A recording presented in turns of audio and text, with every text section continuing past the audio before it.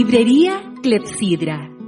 En Ñuñoa, en Macul con Irarrázaval, está la librería Clepsidra. Libros de ciencias sociales, literatura, filosofía, poesía, lecturas escolares de arte y teatro. Avenida José Pedro Alessandri 94, teléfono 225-5706. Consulte nuestros títulos y autores en www.clepsidra.cl.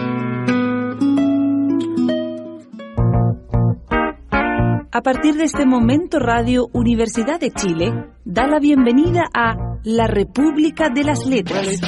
Antonella Esteves, Patricio López y Alberto Mayol los invitan a ser parte de esta nación letrada y democrática, en donde la conversación en torno a libros fundamentales es la excusa para juntarse con amigos, soñar y reflexionar sobre lo que somos y lo que podemos ser. Bienvenidos a La República de las Letras.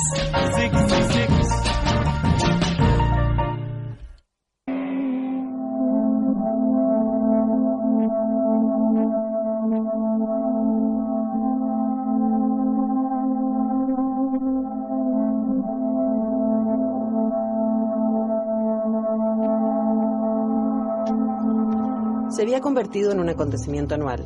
Hoy el destinatario de la flor cumplía 82 años. Al llegar el paquete lo abrió y le quitó el papel de regalo. Acto seguido cogió el teléfono y marcó el número de un excomisario de la policía criminal que, tras jubilarse, se había ido a vivir a orillas del lago Slihan. Los dos hombres no solo tenían la misma edad, sino que habían nacido el mismo día, lo cual, teniendo en cuenta las circunstancias, solo podía considerarse una ironía. El comisario, que sabía que la llamada se produciría tras el reparto del correo, hacia las 11 de la mañana, esperaba tomándose un café. Ese año el teléfono sonó a las 10:30. Lo cogió y dijo, hola, sin más. Ya ha llegado. ¿Y este año qué es?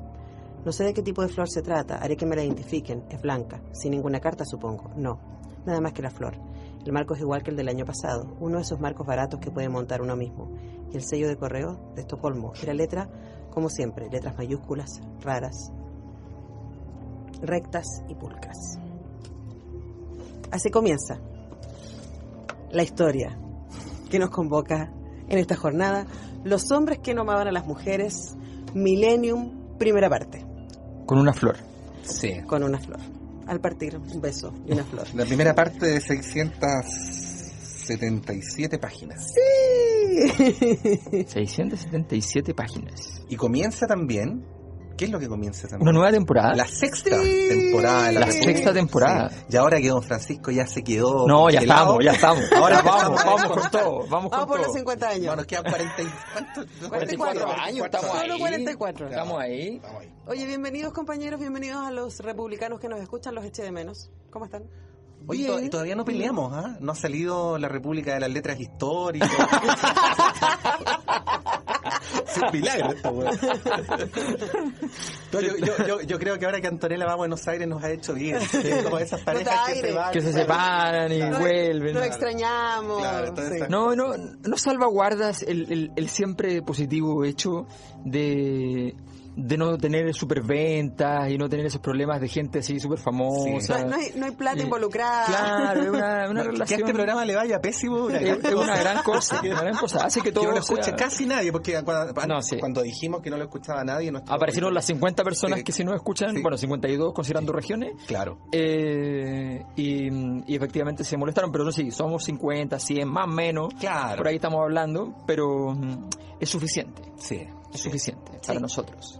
Bueno, vamos a lo que nos compete. Desde ya saludamos a nuestros queridos republicanos que están ahí en Facebook, que están firmemente colaborando para la existencia de esta locura que se llama República de las Letras.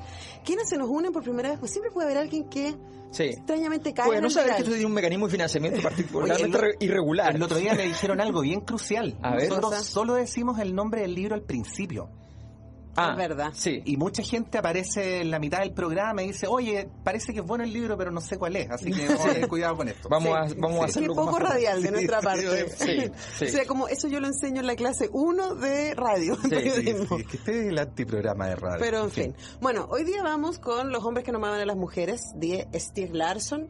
la primera parte de la trilogía Millennium, que fue un tremendo requete contra, super, ultra batatazo editorial, que tuvo también sus adaptaciones cinematográficas. La trilogía completa tuvo su adaptación cinematográfica en Suecia, su país de origen, y la primera parte, que es la que vamos a revisar, también tuvo su adaptación cinematográfica con David Fincher como director. No es poco, en una excelente película que se llama La chica del dragón tatuado. Sí, yo lo supe el otro día, no tenía idea. Vela. O sea, no tenía idea que La chica del dragón tatuado era lo mismo.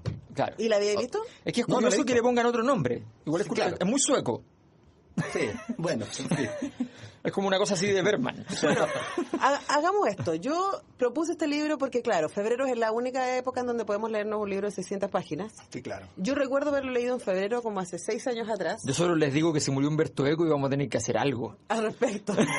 Bueno, pero ya hicimos el nombre de Rosa. Ya hicimos el nombre de la Rosa, sí. Sí, pero cualquiera que elijamos. No hicimos el nombre de la Rosa, no lo hicimos. ¿Cómo que no lo hicimos? Sí, lo hicimos. Compañeros, sí. Tendríamos que hacer el último, el de periodismo. Ah, el de periodismo. Sí, yo no lo he leído, es el único que no he leído. Que además tampoco está largo. Habla mucho de periodismo, así que me gustó. Vamos con eso. Bueno, y a mí el libro me voló la cabeza cuando lo leí, tanto así que en 8 días me leí ¿La trilogía? Sí, estaba de vacaciones. Fue como una especie así de acto adictivo. No, es que no podía dormir sin saber qué pasaba con Lisbeth. Ahora, dato de contexto, la historia en torno al libro es casi tan literaria como la historia del libro. O sea, este es como el típico caso al estilo Van Gogh, del escritor que se hizo ultra famoso después de que se murió. Exacto, justo después. Hizo sus entregas, se murió y luego se convirtió en un superventas a nivel mundial. Y además tenía guardadito la serie de libros. Exactamente. Entonces, para los editores era como lo más maravilloso de la Tierra, no tener que lidiar con el escritor. Exactamente. Y solo tener las utilidades. Pero lidiar con los herederos es mucho. Sí. Puede serlo. Ahora, de hecho, además hay todo un lío ahora porque los herederos son la familia y no la mujer.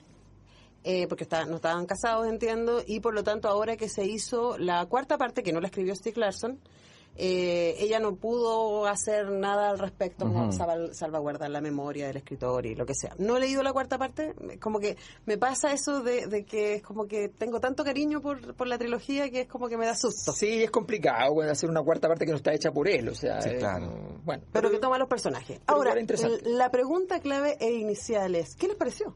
Así como de entrada. Sí, a mí me encantó. Para empezar, por las razones que dio el Alberto antes de salir al aire, o no sé si lo dijo cuando ya habíamos salido al aire, y es que el libro se lee muy rápido. Y no es obvio que se pueda leer muy rápido porque es una historia bastante compleja. O sea, que tiene muchos personajes, pero además tiene muchas dimensiones paralelas. Está la historia del protagonista, está la historia de Lisbeth, que es su socia, amante, investigadora, y también su alter ego, en cierto sentido, eso lo podemos conversar después. Está la historia de la víctima, está la historia de la familia de la víctima, hay un poquito de la historia reciente de Suecia, y todo eso no es para nada fácil de entrelazar. Hay mucho negocio entre medio. Mucho negocio, mucho dato, pero a nosotros se nos va entrelazando en la medida que vamos leyendo con mucha naturalidad. Es decir, para el lector todo esto, que es extraordinariamente complejo, no supone mayor esfuerzo. Quizás el único esfuerzo es el de memorizar tanto nombre, ¿no? Particularmente el de la familia de claro. Eso por una parte. Y por el otro lado, yo quería decir al principio nomás que una de las gracias de la República de las Letras es que entre los tres nos hemos ido enseñando cosas. Y yo de novela negra hasta hacer este programa no había leído nada, lo cual quiere decir que todo lo que he leído ha sido en este programa. Yo no empiezo a aprender ciertas cuestiones que me parecen maravillosas. Bueno, primero que evidentemente el motor de la curiosidad del lector es resolver el crimen, en este caso puntual. Pero finalmente el libro puede que tenga que ver más con otras cosas que con la resolución del crimen. Sí. Y como hemos visto en otras novelas negras que hemos leído en este programa, siempre hay una oscuridad de los personajes, pero que es al mismo tiempo la oscuridad de la sociedad. No nos olvidemos que especialmente, porque es el paraíso socialdemócrata, en este lado del mundo se ve a Suecia como una suerte de país perfecto, y sin embargo aquí se muestran todas las turbidades de la sociedad sueca. Para aquella novela negra, también hemos visto en otros libros, tiene que haber una suerte de corrupción del poder y del abuso. Y aquí vemos también cómo los millonarios y las familias poderosas hacen uso del abuso y simultáneamente esconden para que el resto no sepa. Y por último, una volada en la que yo me voy nomás, pero que estoy seguro que la Antonella probablemente lo leyó en la misma dirección, un libro en el que muestra la violencia que ejerce la sociedad contra las mujeres y que después oculta, ¿no? Porque las dos personajes mujeres más importantes son personas abusadas sexualmente y bajo todo punto de vista. Y eso también le da un tono muy interesante, sobre todo por el tiempo en el que estamos viviendo. Sí, yo creo que, a ver, una gracia principal del libro es efectivamente un armado que no era nada fácil de resolver, con muchas historias paralelas que se van cruzando delicadamente, y además con algo que a mí me pareció particularmente llamativo, y es que en medio de ese entrecruzamiento, que es muy genial y muy interesante, el autor elige un tono que no hace aparecer dicho entrelazamiento como si fuera importante. Uh-huh. O sea, no es nada pretencioso, es particularmente interesante en ese sentido, porque si se hubiese puesto pretencioso, ¿ya?, lo más probable es que habría sido más recordable el autor desde ese punto de vista como un gran escritor y qué sé yo, pero habría borrado, obnubilado el corazón de la historia, que tiene muchas cosas interesantes, sobre todo en la lógica un poquito de espejo, que es una forma que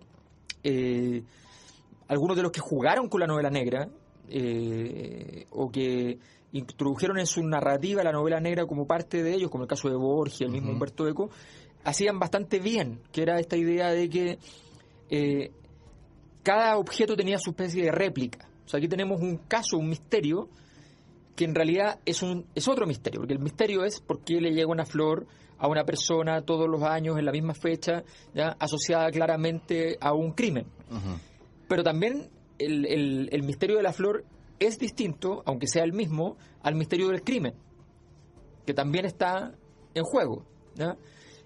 Un crimen que es una desaparición, porque tampoco sabemos si es un crimen. Claro. ¿Ya? Uh-huh. Entonces, ese doble juego de misterio se replica durante toda la obra en términos de personajes que son dobles, que no son interpretables sin el otro, situaciones que se van abriendo, y en medio de esto una escenografía que a mí me parece particularmente interesante, muy poco habitual en general, más o menos habitual en la narrativa europea reciente, pero yo diría, estoy tratando de buscar aquí la fecha exacta en que se escribió el libro, pero yo diría que para la época que lo escribió Larsson, me da la impresión de que fue antes del 2004, claro.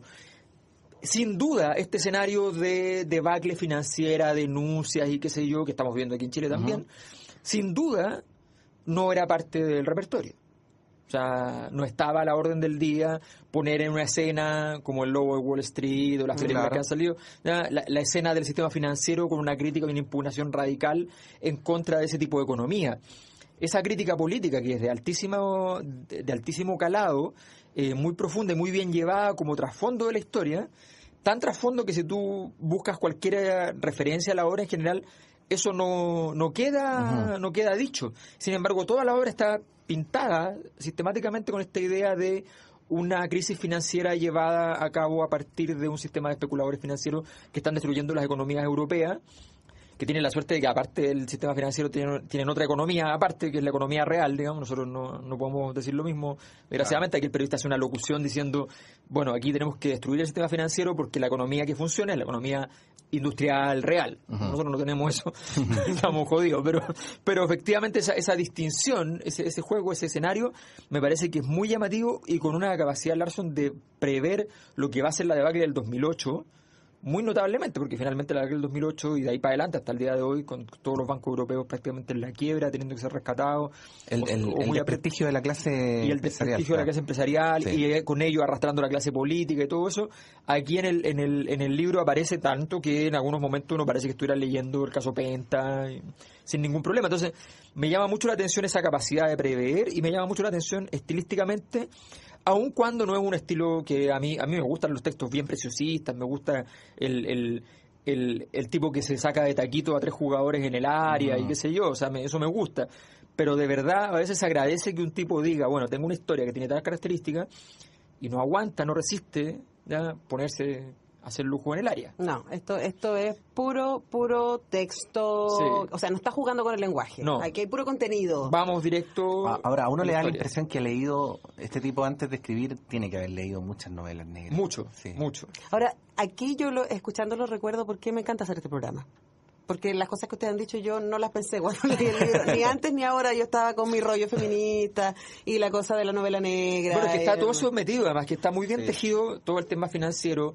El tema del feminismo aparece muy elegantemente, no es una cosa así obvia. O sea, No es militante. No es una cuestión militante, De hecho, no- qué sé yo, que aparece así. De hecho, la palabra feminismo... No. parece para nada, no. De hecho, que lo está en el título con la idea de los hombres que no aman a las mujeres, que es un título muy seductor desde el punto de vista de que toda esta historia, para llegar a decir que no se amaba a las mujeres, requiere una elaboración conceptual, o sea, no es obvio. Y efectivamente, pero tiene que ver básicamente con algo que se dice durante el libro, que es la estadística abrumadora de la violencia y los casos de abuso. El Bueno, 47% de las mujeres en Suecia, en Suecia, que digamos que no es el lugar más han violento del sido mundo. maltratadas por hombres. Claro. 47%, yo sí en Suecia. En Suecia. Bueno, estamos leyendo y comentando Los hombres que no amaban a las mujeres de Stieg Larsson, la primera parte de Millennium. Todavía ni siquiera les hemos contado de qué va el libro. Nos acercamos solo con las primeras impresiones. Deberíamos hacer una breve reseña. Pero vamos a ir con la ¿Qué música importa de primero. qué se trata el libro? Bueno, Patricio López, partimos con tu canción. Sí, bueno, como siempre, yo había pensado en una canción y la vida me fue diciendo otra. Mientras ustedes hablaban, alguien me empezó a tararear al oído. ¿ah, sí? Un gorrión. Un gorrión. Un gorrión de Conchalí. Pequeño gorrión. Claro, porque cada 9 de noviembre, Oh, como siempre, sin tarjeta, le llegaba un ramito. un ramito de violeta. Un Rami Pitopo. Un ramito de topo. Bueno, con esta canción, que es más conocida como Shalaila, empieza la sexta temporada de la República de las Letras. Perfecto.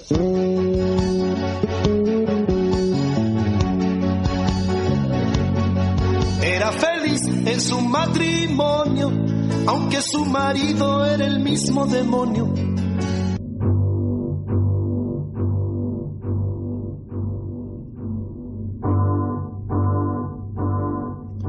A Armansky le costaba hacerse a la idea de que su investigadora estrella fuera una chica pálida de una delgadez anoréxica, pelo cortado al cepillo y piercing en la nariz y en las cejas. En el cuello llevaba tatuada una abeja de 2 centímetros de largo. También se había hecho 2 brazaletes, uno en el bíceps izquierdo y otro en el tobillo. Además, al verla en camiseta de tirantes, Armansky había podido apreciar que en el omóplato lucía un gran tatuaje con la figura de un dragón. Lisbeth era pelirroja, pero se había teñido de negro azabache. Solía dar la impresión de que se acababa de levantar tras haber pasado una semana de orgía con una banda de heavy metal. En realidad no tenía problemas de anorexia, de eso estaba seguro. Armansky, al contrario, parecía consumir toda la comida basura imaginable. Simplemente había nacido delgada, con una delicada estructura ósea que le daba un aspecto de niña esbelta, de manos finas, tobillos delgados y unos pechos que apenas se adivinaban bajo su ropa. Tenía 24 años, pero aparentaba 14. Una boca ancha, una nariz pequeña y unos prominentes pómulos le daban cierto aire oriental. Sus movimientos eran rápidos y parecidos a los de una araña. Cuando trabajaba en el ordenador, sus dedos volaban sobre el teclado. Esa es la descripción que tenemos de Lisbeth Salander.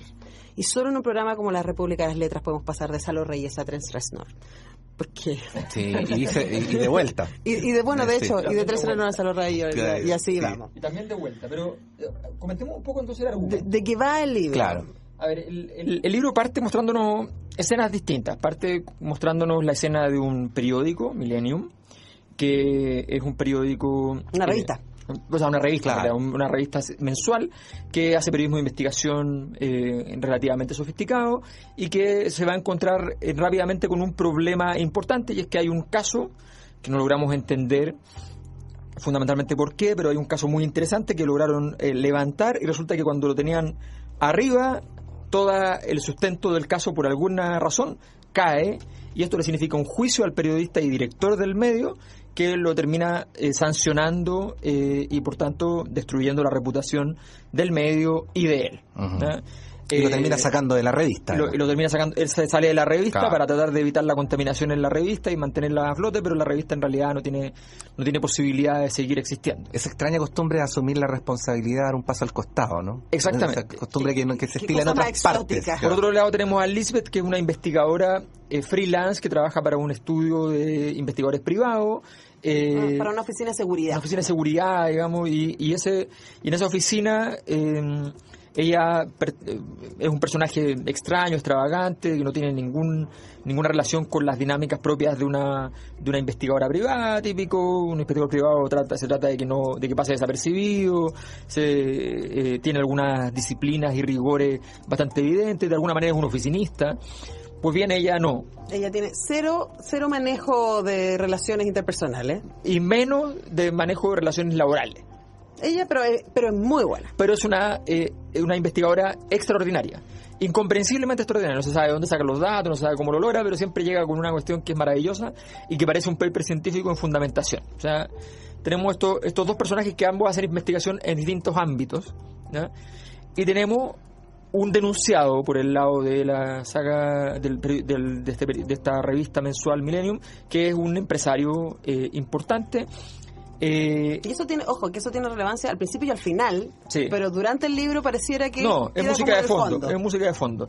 Tenemos a este empresario y aparece un segundo empresario, que no es el imputado, sino que es alguien que trata de contactar a este periodista caído en desgracia para pedirle un encargo, para pedirle un trabajo, entendiendo que el tipo tiene manejo y tiene un objetivo en mente, o dos objetivos en mente, que en realidad son tres objetivos en mente, que es como el poema de Huidobro, que en el fondo es, por un lado, tratar de esclarecer la desaparición o crimen de era nieta, ¿no? Era de su sobrina nieta. Uh-huh. Su sobrina nieta, que hace muchos años 36 años había sido asesinada o secuestrada o ambas cosas. Desapareció sin dejar rastro en una circunstancia particularmente extraña, en un lugar donde era muy difícil que aconteciera una cosa así sin que se pudiera saber el paradero de ella, porque es una isla, porque estaba bloqueada en ese momento, se había caído el puente, o sea, toda una condición que hacía que era muy probable que aconteciera algo así. Aconteció.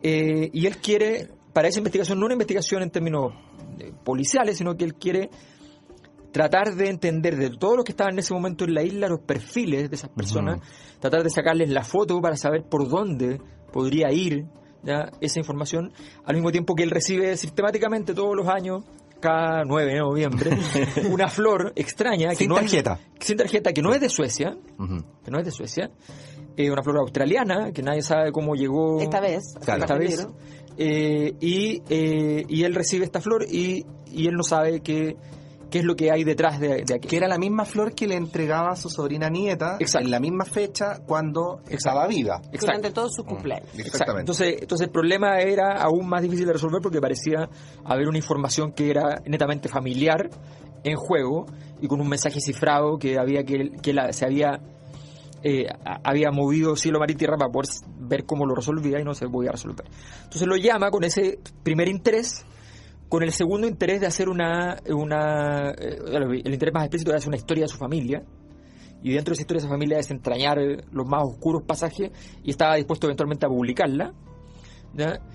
Y un tercer objetivo, y es que el cañonazo que le había pegado este periodista a ese empresario no le parecía mal, ¿ya? Algo parecido al cañonazo de Sayé a Luksic mediante Cabal, ¿ya? No le parecía mal el cañonazo. Porque también había una historia ahí detrás.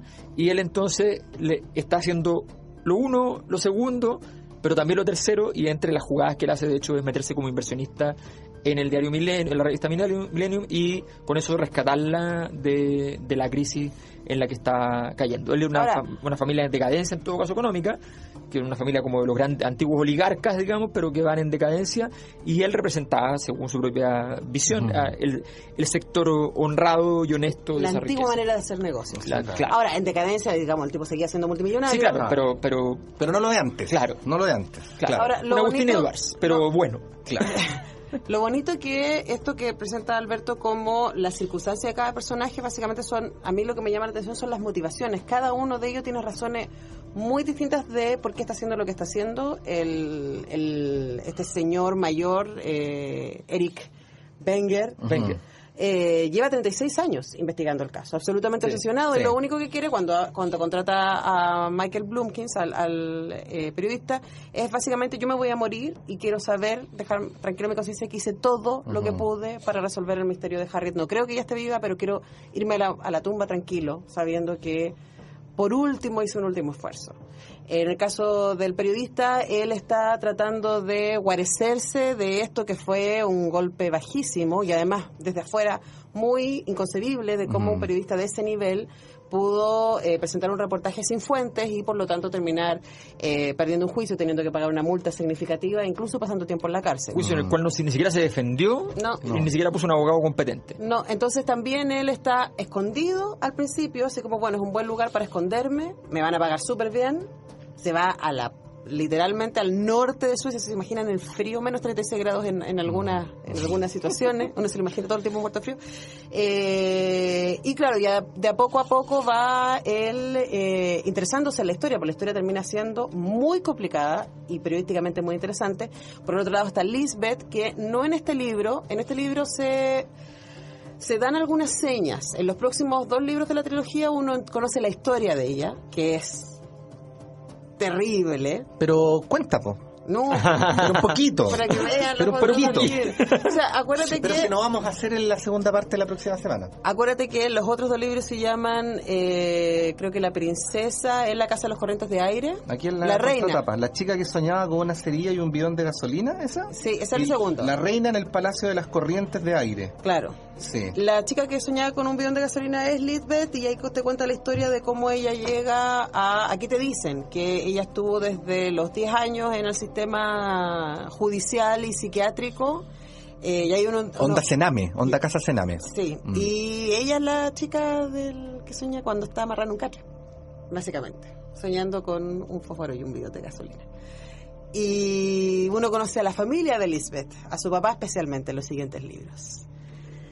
No, es de verdad, son entretenidísimos y escalofriantes. Entonces, incluso si uno no tiene esos datos... La familia que usted no querría tener. No, para claro. nada. Uno se da y cuenta... que probablemente tiene. Sí. Claro, Lisbeth se involucra también porque a medida que van investigando el caso se dan cuenta de que no se trata solo de la desaparición de Harriet Wenger, que es lo que le interesa al patriarca, sino que efectivamente hay 1 o 2, luego sabremos, psicópatas que durante décadas han estado violando, asesinando y torturando mujeres de las maneras más horribles, y que esto llega hasta esta familia. Y ella también raya con el tema de... O sea, en el caso Pentama, el caso Spiniak.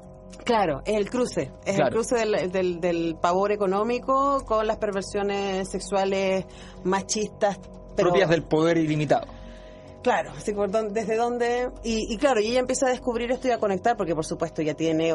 Igual ella tiene superpoderes, o sea, tiene memoria fotográfica. Típico de la gente que logra ser resiliente de situaciones tan límite. Normalmente las habilidades que despliega posteriormente son impresionantes. Claro, y ahí se van cruzando estos personajes y sus distintos intereses para ir desenvolviendo el misterio, que es muy entretenido de seguir.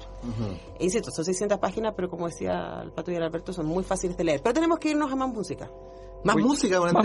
La música es mi vida. Oye, ¿se acuerdan de Jim Croce? No. Jim Croce es el hermano de un famoso una filósofo ahí en Macul, con Grecia. Sí, sobrino del filósofo italiano Benedetto Croce, ¿no? Sí. No sé, pero sería interesante. Y, un experto en tejido. Experto además en tejido. Hay un nieto del creador del célebre punto. Del punto Croce. Y cantante y cantautor de El tiempo en la botella, que es su canción hit, ¿no? Con la cual atiborró las discotecas muerto prematuramente, en accidente de tránsito. Así es. Más o menos en la misma época de Nino Bravo. Exactamente. Bueno, Jim Croce... Y del golpe. Jim Croce tiene una canción que es una canción como melancólica, donde él trata de mostrar una alegría limitada porque es capaz de decirle a una mujer que la ama, que es algo parecido a la emoción que siente nuestro protagonista con Lisbeth en algún momento, y ese descubrimiento de que hay algo parecido al amor, aunque realmente eso de poder amar realmente en un sentido mesiánico, completamente carismático, profundo, místico, es casi inviable. Y por eso elegí esta canción que se llama I'll Have to Say I Love You in a Song.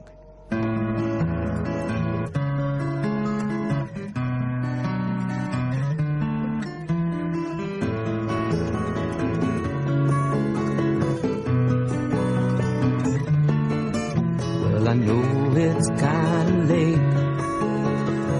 I hope I didn't wake you, but what I've got to say can't wait.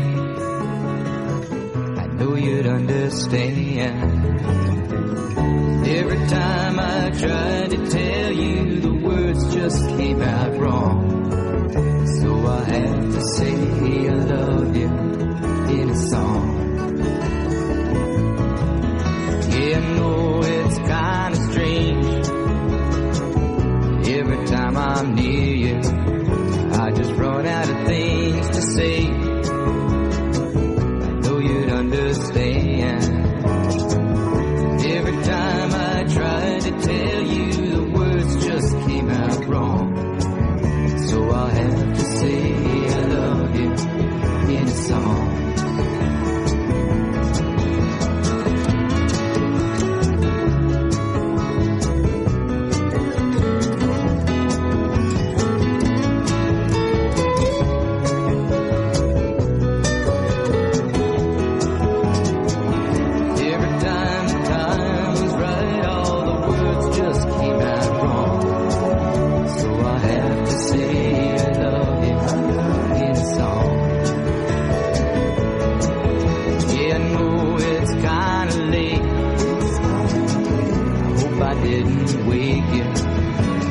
Something that I just gotta say,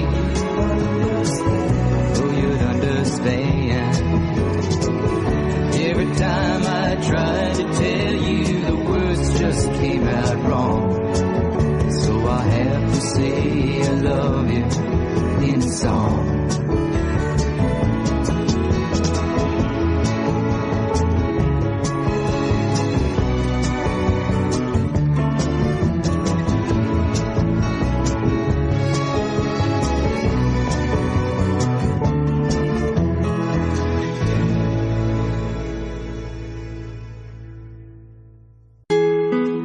Librería Clepsidra. En Ñuñoa, en Macul con Irarrázaval, está la librería Clepsidra. Libros de ciencias sociales, literatura, filosofía, poesía, lecturas escolares de arte y teatro.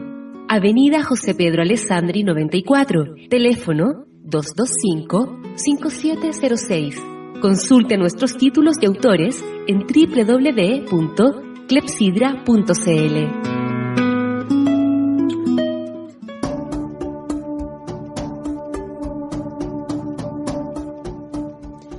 Serie de interrogantes en la investigación sobre Harriet Wenger que le parecían cada vez más peculiares a medida que iba profundizando en la documentación.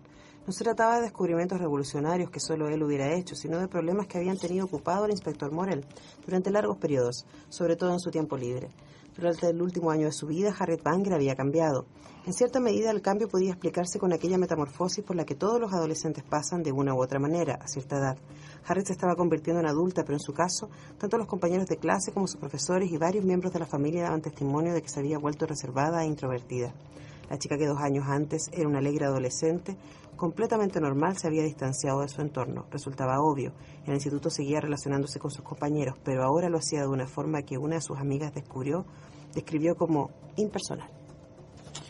Eso es parte de la investigación que hace el señor Michael Blumkins sobre la desaparición de Harriet Wenger, en Los hombres que no amaban a las mujeres, que es el libro que nos tiene preocupados. Bueno, que nos tuvo preocupados antes. Nos tuvo muy preocupados, sí. Fue un mes de febrero difícil. ¿Difícil? Sí. Pero saber que había... Que el autor ya había muerto y se había resuelto el misterio nos salvó todo. Nos salvó todo, sí. Bueno, estamos en el tercer bloque, así que hay que saludar a quienes siguen con nosotros, fieles en esta sexta temporada. Muy importante. Partamos por el principio, que también es el final, el alfa y el omega. Librería Clepsidra. escondida allí en José Pedro Alessandri 94, justo a la salida de la boca del metro que probablemente el próximo año, ya no, 2 años más parece. No sé, bueno, se fundará próximamente en el Metro Chile-España, en la esquina con Irarrázaval. Prácticamente usted encuentra ahí librería Clepsidra, que con una vidriera grande y espaciosa, con un lugar grato para usted, puede visitar para enterarse de las novedades, poder comprar los textos escolares, no olvidar los textos escolares. Sí, claro. También hay en Clepsidra. También están en Clepsidra. Todavía está tiempo para encargar la lista y rápidamente. Todavía está tiempo para ello, y además con la posibilidad de hurgar en una sección de poesía envidiable, en una sección de historia universal y de Chile extraordinaria, con la posibilidad de encontrar la narrativa completa, biografías, en fin. Todo libros está de sociología, allí. recientes, Libros de sociología. los libros de Alberto Mayol, así que es. por alguna extraña razón siempre aparecen destacados en la librería. Sí, es un... Yo creo que tenía ahí movida. Tengo alguna cosa ahí, pero bueno, tengo ahí, uno tiene que ir a llevar de vez en cuando algún cafecito a los libreros y hacer algo. Claro. Hacer algo. En realidad, bueno, en este caso es al revés, en realidad los favores vienen de parte de Omar hacia mí, así que no. Bueno, la verdad es que sí, la librería Clepsidra en José Pedro Alessandri 94, también conocido como Macul por todos los santiaguinos. En ese lugar usted puede encontrar toda la oferta que necesita para usted, y además con ello puede introducirse en la red nutritiva, maravillosa, que significa la vinculación entre la librería Clepsidra y la República de las Letras, que es el programa de libros más largo que conoce la historia de Chile. Tan simple como eso. 6 años. Oye, y saludar a nuestros auditores y auditoras, sí, cuyos nombres se han vuelto entrañables para nosotros. Hay un sentimiento que emana de nosotros cuando escuchamos nombres como Mauricio Vargas Peralta, Lorgio Lautaro Rosas Devia, Cristiano Teiza Donoso, Sol Ortega, Rodrigo Alexis. Gracias, Cristiano, estaban deliciosos los vinos. Sí, y mira, aquí Marce Mercado. Marce Mercado dice: hola, solo vengo a contarle, esto es en febrero, el 19 de febrero, que capeo el calor estival repasando los podcasts de la República que el generoso Cristiano Teiza tiene en su Mediafire. Y sí, siento algo parecido a la felicidad. Yo me conmoví tanto que fui incapaz de decir nada. No, es extraordinario. Gracias, sí. Cristiano Teiza, por subir los Mediafire. Están ahí todos los programas que no están en iVoox, pero los programas de los últimos 3 años están en iVoox. Exacto. Y los 3 años anteriores están en el Mediafire de Cristiano Teiza. Que eso es lo más maravilloso, que nosotros si nosotros llegamos a cometer un error, que acontece, resulta que o sea, lo resuelve la comunidad. Sí, claro. Lo resuelve la comunidad. Eso se llama, estrictamente hablando, y digo estricto como sociólogo, lo digo, se llama solidaridad. Sí. Y ¡qué eso lindo! En general casi no existe. Bueno, sin contar el pequeño detalle que nuestros auditores financian el funcionamiento de este programa. Sí. ¿No? Sí. Y todos los meses están ahí poniéndose para que esto pueda seguir. Y les pedimos que siga siendo así, porque si no sería muy complicado para nosotros. Voy a dar algunos nombres más para que la omisión no sea tan grande. Guillermo Olivares Toro, Silvia Scarlett Mena Labarca, María Isabel González Barrientos, Pipe Soto, Jimena Gómez Jofré, y así sucesivamente. Los nombres son muchos, pero ahí hay algunos de los republicanos y republicanas. Así Exactamente. Bueno, con un saludo para ellos, vamos a ir a cerrar nuestro tercer bloque. Sí. Y a la vuelta terminamos de hablar del libro. Sí, claro. Hemos estado escuchando de fondo la banda sonora de la versión hollywoodense de este libro, que se llama La chica del dragón tatuado, dirigida brillantemente. Y también súper buena historia. La película es muy buena, de verdad. O sea, tan buena que yo la vi el verano que me leí los 3 libros. Llegué de las vacaciones, fui al cine y fue como, wow. ¿Tenías tiempo en esa época? Tenía vacaciones en esa época, para empezar. Sí. Así como, oye, en ese verano me leí los 3 libros de Millennium y vi la película. De hecho, estoy pensando que creo que todavía no aparecía el Festival de Cine de Mujeres en mi vida en esa época. Pero viste, Elizabeth me inspira a hacer fanzine. Bueno, y la película abre con esto, que es un clásico de Led Zeppelin en una versión de Trent Reznor cantado por la vocalista de los Yes, así que eso, power, escúchalo.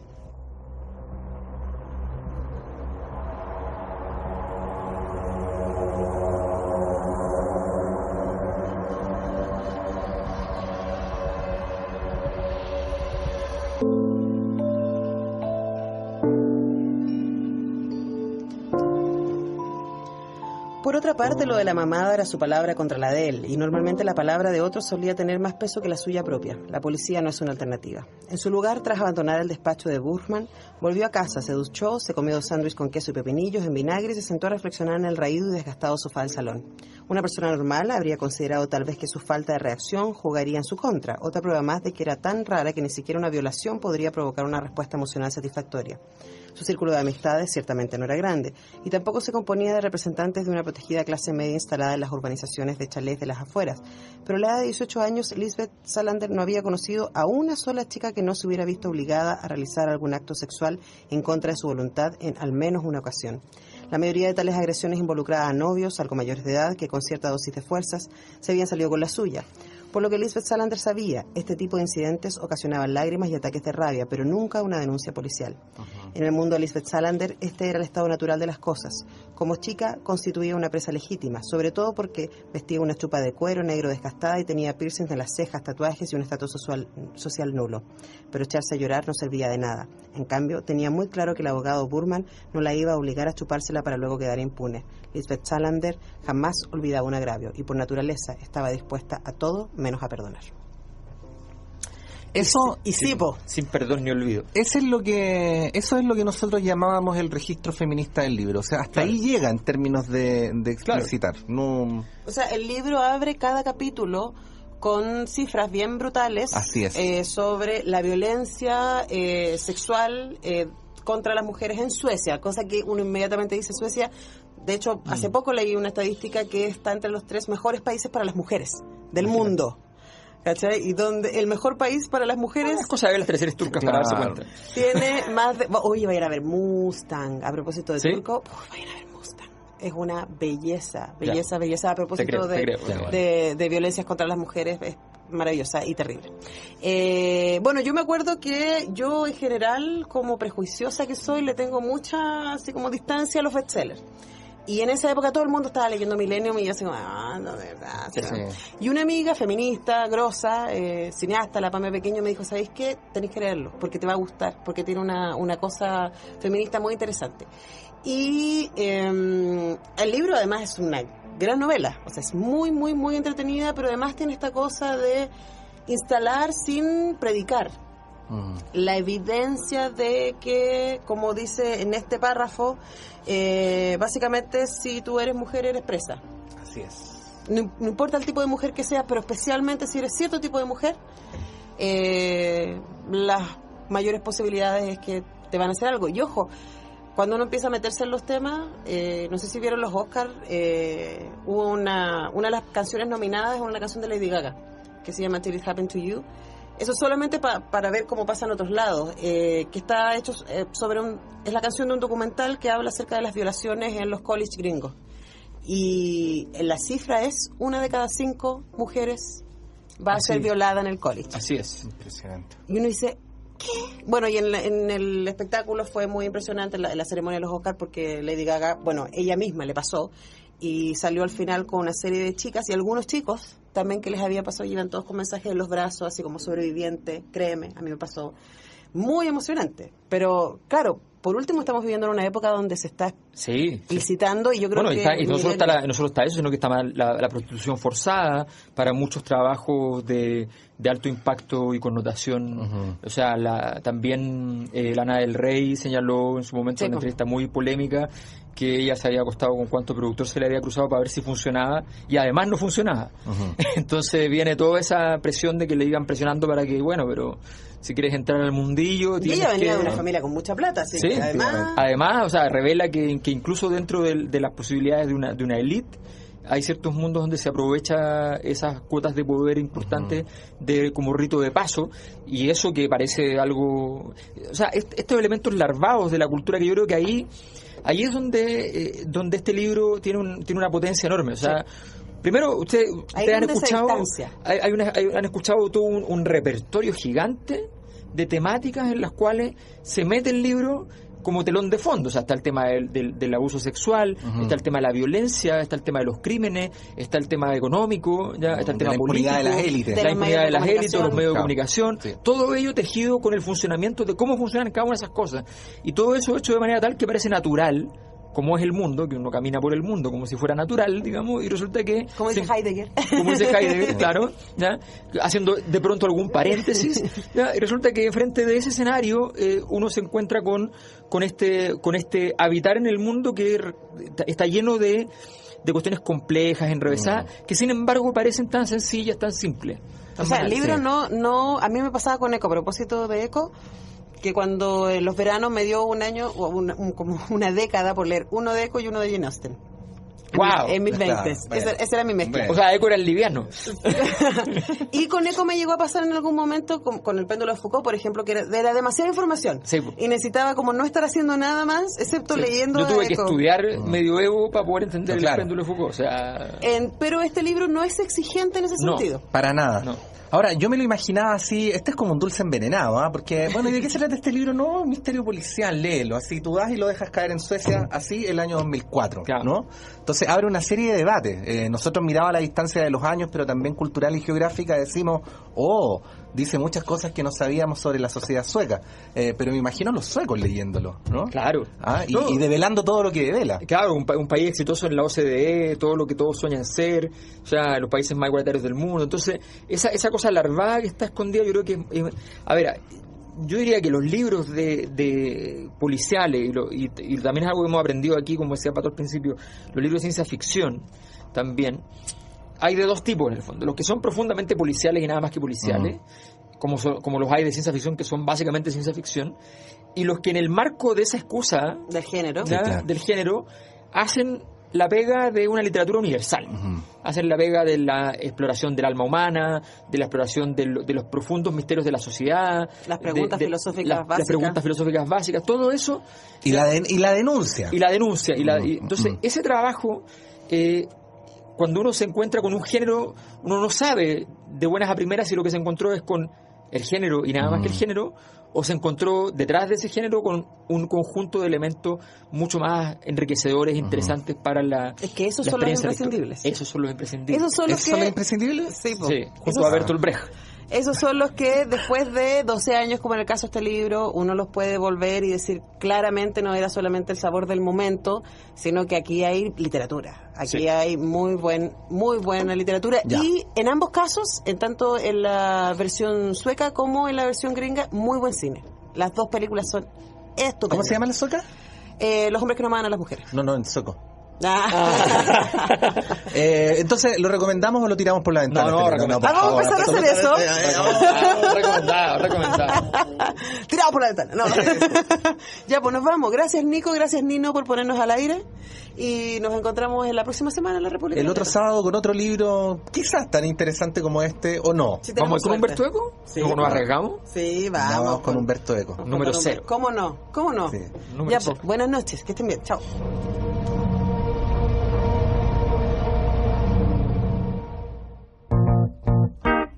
Antonella Esteves, Patricio López y Alberto Mayol y su República de las Letras regresan la próxima semana con un nuevo libro y nuevas conversaciones.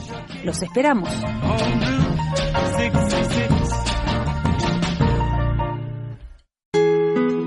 Librería Clepsidra. En Ñuñoa, en Macul con Irarrázaval, está la librería Clepsidra. Libros de ciencias sociales, literatura, filosofía, poesía, lecturas escolares de arte y teatro. Avenida José Pedro Alessandri 94, teléfono 225-5706. Consulte nuestros títulos y autores en www.clepsidra.cl.